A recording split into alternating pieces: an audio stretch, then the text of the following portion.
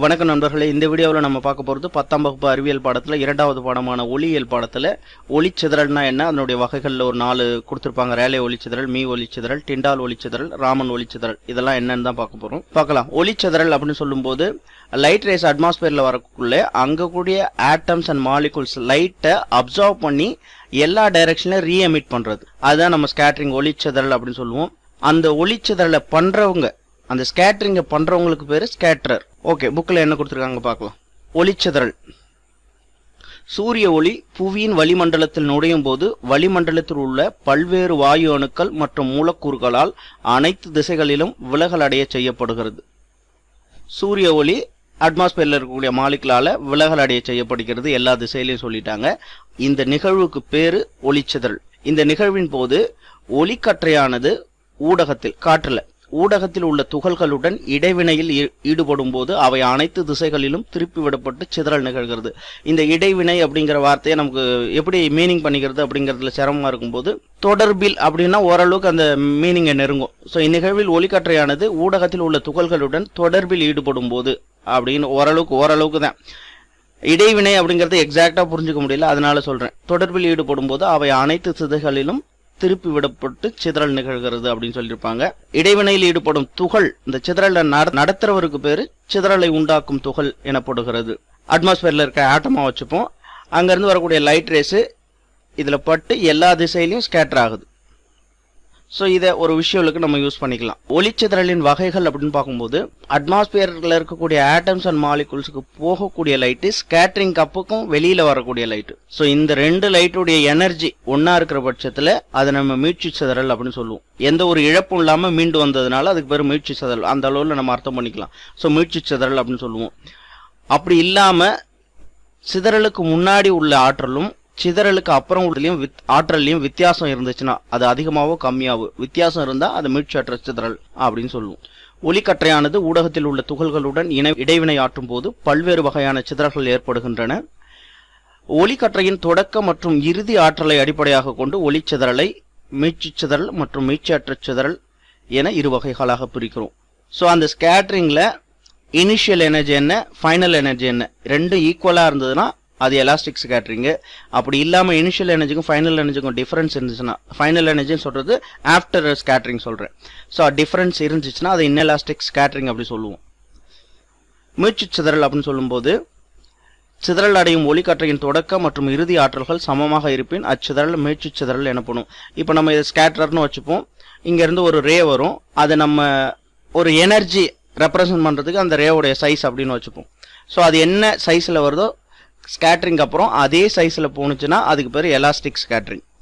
So வருது scattering அப்புறம் அதே சைஸ்ல போகுது. அப்போ இதை நம்ம எலாஸ்டிக் ஸ்கேட்டரிங் அப்படின்னு புரிஞ்சுக்கலாம். இன்எலாஸ்டிக் ஸ்கேட்டரிங் மீட்சியற்ற சிதறல் அப்படின்னு சொல்லும்போது அதனுடைய எனர்ஜி ஸ்கேட்டரிங் அப்புறம் கம்மியா போகுது. இப்போ இந்த கேஸ்ல பார்த்தோம்னா அதனுடைய எனர்ஜி ஸ்கேட்டரிங் அப்புறம் அதிகமாகுது. ஸோ இந்த மாதிரி எனர்ஜி குறைஞ்சாலோ கூடினாலோ எனர்ஜியில வித்தியாசம் இருந்து, ஆரம்பத்தில் இருந்த எனர்ஜி ஸ்கேட்டரிங் அப்புறம் உள்ள எனர்ஜி ரெண்டும் சமமா இல்லை, ஆற்றல்ல வித்தியாசம் இருக்கு அப்படின்னா அதை மீட்சியற்ற சிதறல் அப்படின்னு சொல்லுவோம். ஸோ மீட்சியற்ற சிதறல் அப்படின்னு சொல்லும்போது, சிதறல் அடையும் ஒளிக்கற்றையின் தொடக்க மற்றும் இறுதி ஆற்றல்கள் சமமற்று இருப்பின் அச்சிதறல் மீட்சியற்ற சிதறல் எனப்படும். ஸோ ஒளிச்சிதறலின் வகைகள், அதுல அந்த ஸ்கேட்டருடைய சைஸை வச்சு சிதறலை உண்டாக்கும் துகளின் தன்மையை மற்றும் அளவை பொறுத்து சிதறலை கீழ்கண்டவாறு வகைப்படுத்தலாம். ஸோ யார் அந்த ஸ்கேட்டர் பண்றாங்க, ஸ்கேட்டரர் யாரு, அவங்களுடைய சைஸ் என்ன அப்படிங்கறத பேஸ் பண்ணி இந்த classification Rayleigh scattering, me scattering, Tyndall scattering, Raman scattering அப்படிங்கிறது. ஃபர்ஸ்ட் நம்ம ரேலே ஸ்கேட்டரிங் பார்க்கும்போது இது எங்க நடக்கும் அப்படின்னு பாத்தீங்கன்னா, அட்மாஸ்பியர்ல இருக்கக்கூடிய ஆட்டம்ஸ் அண்ட் மாலிகுல்ஸ்ல ரேலே ஸ்கேட்டரிங் நடக்கும். ரேலே ஸ்கேட்டரிங்கோட டெஃபினேஷனே என்ன அப்படின்னா, ஸ்கேட்டரிங்கோட அளவு, ஒளிச்சிதறலின் அளவு ஒளிக்கதிரின் அலைநீளத்துக்கு 4 மடிக்கு சமமா இருக்கும். Inversely proportional to the 4th power of lambda அப்படின்னு சொல்லியிருப்பாங்க. ஸோ வேவ் லென்த் அதிகமா இருக்கிற பட்சத்துல ஸ்கேட்டரிங் கம்மியா இருக்கும். வேவ் லென்த் கம்மியா இருக்கிற பட்சத்துல ஸ்கேட்டரிங் அதிகமா இருக்கும். ஸோ இங்க ஒரு ஸ்கேட்டரை இமேஜின் பண்ணிப்போம். அங்கிருந்து ஒயிட் லைட் ரேஸ் வர்றதா வச்சுப்போம், வேவ்ஸ் வருது, லைட் வேவ்ஸ். ஸோ ஸ்கேட்டரிங்க்கு அப்புறம் வேவ் லென்த் கம்மியா உள்ள, அதாவது வயலட், இண்டிகோ, ப்ளூ, கிரீன் இதெல்லாம் அதிகமான ஸ்கேட்டரிங்க்கு ஆளாகும். வேவ் லென்த் அதிகமா உள்ள ரெட்டு, ஆரஞ்சு, எல்லோ இதெல்லாம் கம்மியான ஸ்கேட்டரிங் ஆளாகும். இந்த ஒரு ரீசனை வச்சுதான் நமக்கு 2 அப்ளிகேஷன் சொல்லியிருப்பாங்க. வானம் ஏன் நீல கலரில் தெரியுது அப்படின்னு சொல்லிட்டு. நமக்கு தெரியும் நீல கலருக்கு அலைநீளம் குறைவு, ஸோ அதிகமான சிதறலுக்கு உள்ளாகுது. ரேலே ஸ்கேட்டரிங் படி, அவருடைய தத்துவத்தின்படி ப்ளூ கலரு, அதை ஒட்டின உள்ள அந்த ப்ளூ, கிரீன், வயலட்டு இந்த கலர்லாம் அதிகமான ஸ்கேட்டரிங்க்கு ஆளாகிறதுனால நிறைய சிதறல் அடைஞ்சு அந்த கலரில், இப்போ இது நிறைய சிதறல் நடக்குதுன்னா இந்த ஏரியா ஃபுல்லாக அந்த ப்ளூ கலர் தான் தெரியும். ஸோ வானம் ப்ளூ கலரில் தெரியுது. இந்த ரெட்டு அதிகமான ஸ்கேட்டரிங்க்கு ஆளாகலை, கம்மியான ஸ்கேட்டரிங் கூட வெளியில் போயிடும். சூரிய அஸ்தமனத்தின் போதும் சூரிய உதயத்தின் போதும் ஏன் சிவப்பு கலரில் தெரியுது, ரெட்டிஷா எல்லோயிஷ் ரெட்டா ஏன் தெரியுது அப்படிங்கிறதுக்கு என்ன சொல்லியிருப்பாங்க அப்படின்னு பார்த்தீங்கன்னா, ரேலே ஸ்கேட்டரிங் படி வேவ் லென்த் அதிகமாக இருக்கிறது அதிகமான ஸ்கேட்டரிங்க்கு ஆளாகாது. ஸோ அந்த டைமில் காலையிலையும் சாயந்தரத்துலையும் அட்மாஸ்பியரில் லைட் ரேஸ் ரொம்ப தூரம் ட்ராவல் பண்ணி நம்மளை ரீச் ஆக வேண்டியிருக்கும். ஸோ அதனால ஆல்மோஸ்ட் எல்லா ப்ளூ கலரும் ஸ்கேட்டரிங் ஆகிட்டு கம்மியான ஸ்கேட்டரிங்க்கு ஆளான வேவ் லென்த் அதிகமாக உள்ள ரெட்டு மட்டும் நம்ம கண்ணை ரீச் ஆகிறதுனால அந்த டைமில் நமக்கு சூரியனை பார்க்கும்போது ரெட்டிஷா தெரியுது அப்படின்னு சொல்லியிருப்பாங்க. இதை நம்ம புரிஞ்சுக்கணும்னா இப்போ சூரியனை கற்பனை பண்ணிக்கலாம். இது சூரியன் அப்படின்னு வச்சுப்போம், இது பூமி அப்படின்னு வச்சுக்கலாம். இது என்ன சூரியன் சின்னதாக இருக்குது பூமி பெருசாக இருக்குன்னு கேட்க வேண்டாம், பூமியிலேருந்து பார்க்கும்போது அப்படிங்கிற மாதிரி புரிஞ்சுக்கலாம். ஸோ இந்த ஒரு சின்ன டாட்டை யாரோ ஒரு மனுஷன் அப்படிங்கிற மாதிரி இந்த டிஸ்டன்ஸை பார்க்கும்போது சூரியன்லேருந்து இந்த ரெண்டு எட்ஜுக்கும் அதிகமான தூரம் இருக்குது, இந்த ஆள் இருக்கிற அந்த பிளேஸுக்கு பார்க்கும்போது கம்மியான தூரம் இருக்குது. இது நண்பகல்.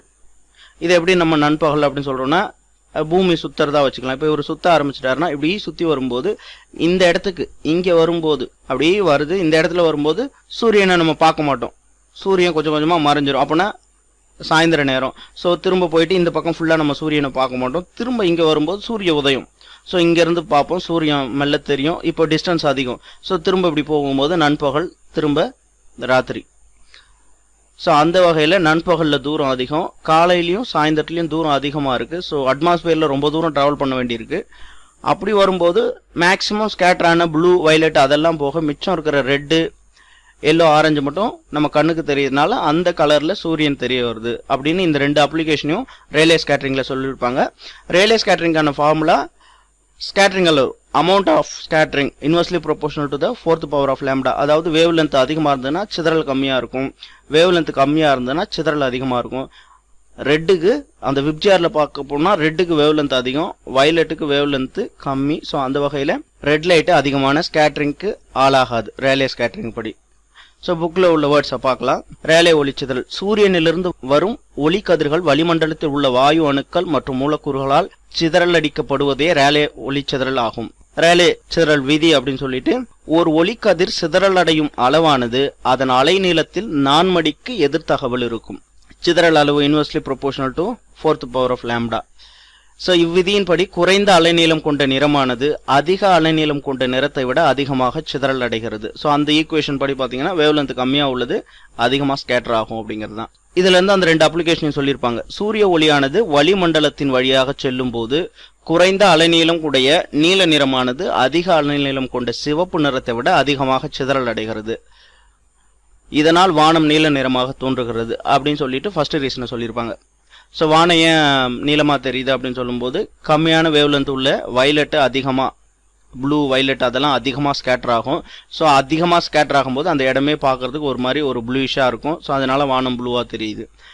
அடுத்தது சூரியன் ஏன் உதயத்தின் போதும் அஸ்தமனத்தின் போதும் நல்லா ரெட்டிஷாக இருக்குது அப்படிங்கிறதுக்கான ரீசனை சொல்லியிருப்பாங்க. சூரிய உதயம் மற்றும் மறைவின் போது சூரிய ஒளியானது நண்பகலில் இருப்பதை விட வளிமண்டலத்தில் அதிக தொலைவு செல்ல வேண்டியிருக்கிறது. எனவே நீல நிற ஒளியானது முற்றிலுமாக சிதறல் அடைந்து சென்று விடுவதால் குறைவாக சிதறல் அடைந்த சிவப்பு நிற ஒளியே நம்மை அடைகிறது. எனவே சூரிய உதயம் மற்றும் மறைவின் போது சூரியன் சிவப்பாக காட்சியளிக்கிறது அப்படின்னு சொல்லிட்டு இந்த ரெண்டு அப்ளிகேஷன் கொடுத்துருப்பாங்க. ஸோ ரேலே ஸ்கேட்டரிங்கை பொறுத்த வரைக்கும் எங்கே நடக்கும்? அட்மாஸ்பியரில் இருக்கக்கூடிய ஆட்டம்ஸ் அண்ட் மாலிகுல்ஸில் நடக்கும். ரேலே ஸ்கேட்டரிங்னா என்ன அப்படின்னும் போது amount of scattering is inversely proportional to the 4th power of lambda அப்படின்னு சொல்லியிருப்பாங்க. ரெண்டு அப்ளிகேஷனை சொல்லியிருப்பாங்க. மீ ஸ்கேட்டரிங் அப்படின்னு சொல்லும்போது இங்கே ஒரு கண்டிஷன் இருக்கும். இந்த ஸ்கேட்டரிங் எங்கே நடக்கும் அப்படின்னு பார்த்தீங்கன்னா லோவர் போர்ஷன் ஆஃப் த அட்மாஸ்பியரோட அடிப்பகுதியில் இருக்கக்கூடிய டஸ்ட்டு, இந்த போலன், இங்கே இந்த வாட்டர் டிராப்லெட்ஸ், இங்கெல்லாம் தான் இந்த மீ ஸ்கேட்டரிங் நடக்கும். எப்படின்னா இங்கே ஒரு கண்டிஷன் சொல்லுவாங்க. இந்த கண்டிஷன் இருந்தால் மட்டும்தான் மீ ஸ்கேட்டரிங் நடக்கும். சர்க்கிளை நம்ம ஸ்கேட்டர் அப்படின்னு எடுத்துக்கிற பட்சத்தில் இதில் லைட் வரும்போது இந்த லைட்டுடைய வேவ் லென்த்னு எப்படி சொல்லுவோம்? இங்கே ஆரம்பிச்சு இது வரைக்கும் ஒரு கம்ப்ளீட் வேவோட லென்த்தை தான் நம்ம வேவ் லென்த்னு சொல்லுவோம். இந்த பார்ட்டிக்கலினுடைய டயாமீட்டர் இந்த வேவ் லென்த்துக்கு ஈக்குவலாக இருக்கணும் அல்லது வேவ் லென்த்தை விட அதிகமாக இருக்கணும். ஸோ பார்ட்டிக்கல் வேவ் லென்த்துக்கு சமமாகவோ அதிகமாகவோ இருக்கிற பட்சத்தில் மட்டும்தான் மீ ஸ்கேட்டரிங் நடக்கும். ஸோ இப்படி இருந்தாலும் நடக்கும், பார்ட்டிக்கலோட சைஸ் வேவ் லென்த்தை விட அதிகமாக இருந்தாலும் நடக்கும். இப்படி கம்மியாக இருந்துச்சுன்னா மீ ஸ்கேட்டரிங் நடக்காது. ஸோ இந்த கண்டிஷன் மீ ஸ்கேட்டரிங்கில் ஒரு அப்ளிகேஷன் சொல்லி வச்சிருப்பாங்க.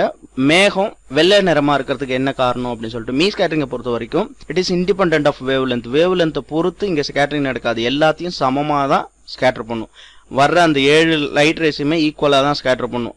விப்ஜிஆரில் இருக்கக்கூடிய அந்த 7யுமே சமமாக தான் ஸ்கேட்டர் பண்ணும். ஸோ அப்போ அங்கேருந்து வரும்போது ஒயிட் லைட்டு ஸ்கேட்டருக்கு அப்புறமும் இங்கே என்ன 7 கலர் வந்துச்சோ ஈக்குவலாக ஸ்கேட்டர் ஆகி தான் வெளியில் போகும் அப்படின்னும் போது அப்போ 7 கலரும் திரும்ப அதே அளவில் தான் இருக்க போது அந்த வகையில் திரும்பவும் ஒயிட் தான் இருக்கும். ஸோ அதனால தான் மேகம் வெள்ளை கலரில் தெரியுதுன்னு மீ ஸ்கேட்டரிங்க்கு ஒரு அப்ளிகேஷன் சொல்லியிருப்பாங்க.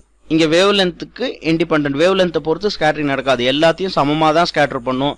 ஸோ உள்ளே போகிறதும் ஒயிட் லைட்டு, வெளியில் வர்றதும் ஒயிட் லைட்டு, எல்லா திசையிலையும் ஒயிட் லைட்டை செதற அடிக்கும் போது மேகம் வெள்ளை கலரில் தெரியும் அப்படிங்கிறது தான். புக்கில் உள்ள வார்த்தைகளில் பார்த்துலாம், ஒளிச்சிதறல் ஏற்படுத்தும் துகளின் விட்டமானது படும் ஒளி கதிரின் அலைநீளத்திற்கு சமமாகவோ அல்லது அலைநீளத்தை விட அதிகமாகவோ இருக்கும்போது மீ ஒளிச்சிதறல் ஏற்படுகிறது. இச்சிதறல் மீட்சி சிதறல் வகையை சார்ந்தது. மேலும் சிதறல் அளவானது ஒளி கதிரின் அலைநீளத்தை சார்ந்தது அன்று. ஸோ இந்த வேவ் லென்த் உள்ளதை நான் அதிகமாக பண்ணுவேன், இந்த வேவ் லென்த் உள்ளதை கம்மியாக பண்ணுவேன்னு இல்லை, எல்லா லைட்டையும் ஸ்கேட்டர் பண்ணும். வளிமண்டலத்தின் கீழ் அடிப்பகுதியில் உள்ள தூசு, புகை, நீர்த்துளிகள் மற்றும் சில துகள்களால் மீச்சிதறல் ஏற்படுகிறது. மேகக்கூட்டங்கள் வெண்மை நிறமாக காட்சியளிக்க மீச்சிதறல் காரணமாக அமைகிறது. வெள்ளொளியானது மேகத்தில் உள்ள நீர்த்துளிகளின் மீது படும்போது அந்நீர்த்துளிகள் அனைத்து நிறங்களையும் சமமாக சிதறல் அடை செய்கின்றன. இதனால் சிதறல் அடைந்த அனைத்து நிறங்களும் ஒன்றாக சேர்ந்து வெண்மை நிறமாக மாறுகிறது அப்படின்னு சொல்லியிருப்பாங்க. அடுத்து டிண்டால் ஸ்கேட்டரிங் நம்ம ஆல்ரெடி தெரியும். கொலாய்டல் சொல்யூஷன்ல நடக்கும். கொலாய்டல் பார்ட்டிகல்ல லைட்டு பட்டு ஸ்கேட்டர் ஆகிறதுனால லைட்டு கண்ணுக்கு தெரியும், அந்த லைட்டு போகக்கூடிய பாத் தெரியும் அப்படிங்கிறது தான். இப்போ நம்ம இந்த ஃபர்ஸ்ட் கண்டெய்னர்ல உள்ளது ட்ரூ சொல்யூஷன் வச்சுப்போம், உண்மை கரைசல். இது வந்து கூழ்ம கரைசல் அப்படின்னு வச்சுக்கலாம். ஸோ நான் லைட்டை பாஸ் பண்ணும்போது ட்ரூ சொல்யூஷனில் லைட்டு போகிற பார்த்து எனக்கு தெரியாது, ஏன்னா அதில் இருக்கக்கூடிய பார்ட்டிகளோடைய சைஸ் சின்னது, அதை பட்டு ஸ்கேட்டர் ஆகாது. இந்த கொலாய்டல் சொல்யூஷன் கூழ்ம கரைசலில் உள்ள அந்த கூழ்ம துகள்களுடைய சைஸ் பெருசு, அதில் பட்டு லைட்டு ஸ்கேட்டர் ஆகும். ஸ்கேட்டர் ஆகிறதுனால நமக்கு கண்ணுக்கு தெரியும் லைட்டு போகக்கூடிய பாதை. ஸோ ஒரு லைட்டை நம்ம பாஸ் பண்ணும்போது ட்ரூ சொல்யூஷனில் உண்மை கரைசலில் அது போகக்கூடிய பாதை நமக்கு தெரியாது, கூழ்ம கரைசலில் பாதை தெரியும், ஏன்னா அங்கே ஸ்கேட்டரிங் நடக்குது. இது டிண்டால் ஸ்கேட்டரிங். அப்படி கொலாய்டல் சொல்யூஷனில் இருக்கக்கூடிய கொலாய்டல் பார்ட்டிகளால் நடக்கூடிய ஸ்கேட்டரிங் டிண்டால் ஸ்கேட்டரிங் அப்படிங்கிறது. டிண்டால் ஒளிச்சிதறல். சூரிய ஒளிக்கற்றையானது தூசுகள் நிறைந்த ஓர் அறையின் சாளரத்தின் வழியே நுழையும் போது ஒளிக்கற்றையின் பாதை நமக்கு தெளிவாக புலனாகிறது. அறையில் உள்ள காற்றில் கலந்திருக்கும் தூசுகளால் ஒளிக்கற்றையானது சிதறலடிக்கப்படுவதால் ஒளிக்கற்றையின் பாதை புலனாகிறது. இந்நிகழ்வு டிண்டால் ஒளிச்சிதறலுக்கு எடுத்துக்காட்டாகும். ஒரு கூழ்ம கரைசலில் உள்ள கூழ்ம துகள்களால் ஒளி கதிர்கள் சிதறலடிக்கப்படுகின்ற நிகழ்வு டிண்டால் சிதறல், ஒளிச்சிதறல் அல்லது டிண்டால் விளைவு எனப்படும். ஸோ இவங்க எக்ஸாம்பிளா எதை சொல்லியிருப்பாங்க, அங்க வந்து வானம் ப்ளூ கலர்ல ஏன் இருக்கு, சூரியன் ஏன் சிவப்பு கலர்ல அப்படி இருக்கு அப்படின்னு சொல்லிட்டு ரேலேக்கு எக்ஸாம்பிளா சொல்லியிருப்பாங்க. மேகம் ஏன் வெள்ளை கலர்ல இருக்கு அப்படின்னு சொல்லிட்டு மே ஸ்கேட்டரிங்க்கு சொல்லியிருப்பாங்க. இங்க ஒரு ஜன்னல் வழியா லைட் வரும்போது அந்த ரூமுக்குள்ள லைட் வர்ற பாதை நமக்கு கண்ணுக்கு தெரியும், அது ஏன் அப்படின்னு சொல்லும்போது டிண்டால் ஸ்கேட்டரிங். ஸோ டிண்டால் ஸ்கேட்டரிங்கான அப்ளிகேஷனாக அதை சொல்லி வச்சிருப்பாங்க. மற்றபடி டிண்டால் ஸ்கேட்டரிங் அப்படிங்கும்போது ஒரு கொலாய்டல் சொல்யூஷன்ல கொலாய்டல் பார்ட்டிக்கல்ல பட்டு லைட்டு பட்டு ஸ்கேட்டர் ஆகிறதுக்கு பேர் டிண்டால் ஸ்கேட்டரிங் அப்படிங்கிறது. ராமன் ஸ்கேட்டரிங் அப்படின்னு பார்க்கும்போது இதுல நம்ம லைட்டுன்னு ஃபுல்லா எடுத்துக்க மாட்டோம், மோனோக்ரோமேட்டிக் சோர்ஸ் ஆஃப் லைட் எடுத்துப்போம், ஒற்றை நிற ஒளியை மட்டும் தான் எடுத்துக்குவோம். ஏதாவது ஒரு கலர் இதுல லைட்டுன்னு சொல்லிட்டு எல்லா கலரும் உள்ள விப்ஜிஆர் உள்ள அந்த ஒயிட் லைட்டை எடுத்துக்க மாட்டோம், ஏதோ ஒரு கலரை எடுத்துக்குவோம். இங்க ஸ்கேட்டரிங் எங்க நடக்கும் அப்படின்னு பாத்தீங்கன்னா டிரான்ஸ்பரண்டான ஒரு சாலிடா இருக்கணும், ட்ரூ சொல்யூஷனா இருக்கணும். லிக்விடா இருந்ததுன்னா கேஸா இருக்கும் பட்சத்துல ட்ரூ சொல்யூஷனா இருக்கணும். சாலிட் அப்படின்னு பாத்தீங்கன்னா டிரான்ஸ்பரண்டான ஒரு சாலிட் சப்ஸ்டன்ஸா இருக்கணும். ஸோ அப்படி இங்க ஒரு டிரான்ஸ்பரண்ட் சப்ஸ்டன்ட்டை எடுத்துக்கிறோம். இதுல லைட் மோனோக்ரோமேட்டிக் லைட்டை பாஸ் பண்றோம். லைட்டு போயிட்டு ஸ்கேட்டரிங்க்கு அப்புறம் இந்த அவுட்புட்டை வச்சு ஒரு 3 வகையா நம்ம ஒளிச்சிதற பிரிப்போம். போற லைட் ரேஸ் என்ன ஃப்ரீக்வன்சில இருக்கோ அதே ஃப்ரீக்வன்சில எந்த டிஃபரன்ஸும் இல்லாம, அதே வேவ் லென்த் ஃப்ரீக்வன்சில எந்த டிஃபரன்ஸ் இல்லாம வெளியில வந்துச்சுன்னா அதை நம்ம ரேலே வரிகள்னு. ஒருவேளை மாற்றம் இருந்துச்சு, மாற்றம் அதிகமாகவோ கம்மியாகவும் இருக்கலாம். இப்போ பார்த்தீங்கன்னா இதில் ஃப்ரீக்வன்சின்னு சொல்லும்போது எத்தனை வேவ்ஸ் இருக்கு அப்படின்னு சொல்லிட்டு இப்போ இதில் பார்த்தீங்கன்னா இங்கே என்ன வேவ்ஸ் இருக்கோ அதே வேவ்ஸ் தான் இருக்குது. இங்கே இருக்கிறத விட இங்கே வேவ்ஸ் அதிகம், அப்போ ஃப்ரீக்வன்சி ஜாஸ்தி. இங்கே இருக்கிறத விட இங்கே வேவ்ஸ் கம்மி, அப்போ ஃப்ரீக்வன்சி கம்மி. ஸோ ஃப்ரீக்வன்சியில் டிஃப்ரென்ஸ் இருந்துச்சுன்னா, ஃப்ரீக்வன்சி வேவ் லென்த்தில் டிஃப்ரென்ஸ் இருந்துச்சுன்னா அதை என்ன சொல்லுவோம், ராமன் வரிகள், ராமன் லைன்ஸ் அப்படின்னு சொல்லுவோம். ஃப்ரீக்வன்சி அதிகமாக இருந்ததுன்னா அதுக்கு ஒரு பேர். இப்போ ராமன் வரிகளே டிஃப்ரென்ஸ் வேவ் லென்த்தில் டிஃப்ரென்ஸ் இருந்ததுன்னா பொதுவாக ராமன் வரிகள். டிஃப்ரென்ஸை நம்ம அதிகமாவா கம்மியாவான்னு சொல்லும்போது அதிகமாக இருந்தால் அதுக்கு பேர் ஆன்டி ஸ்டோக் வரிகள், கம்மியாக இருந்தால் ஸ்டோக் வரிகள் அப்படின்னு சொல்லிட்டு கம்பேரிட்டிவாக இன்சிடென்ட் ரே, அவுட்புட் என்ன, இது ரெண்டுக்கும் உள்ள ஃப்ரீக்வன்சியை வச்சு ஒரு 4 வகையில் சொல்லியிருப்போம். பார்க்கலாம். ராமன் ஒளிச்சிதறல். வாயுக்கள் அல்லது திரவங்கள் அல்லது ஒளி புகும் தன்மை கொண்ட திண்மங்கள் வழியாக ஒற்றை நிற ஒளியானது இணைக்கற்றைகளாக செல்லும் போது அவற்றின் ஒரு பகுதி சிதறல் அடைகிறது. சிதறலடைந்த கதிரானது படுகின்ற கதிரின் அதிர்வெண்ணை தவிர சில புதிய அதிர்வெண்களை உள்ளடக்கியதாக இருக்கும். இந்நிகழ்வு ராமன் ஒளிச்சிதறல் எனப்படும்.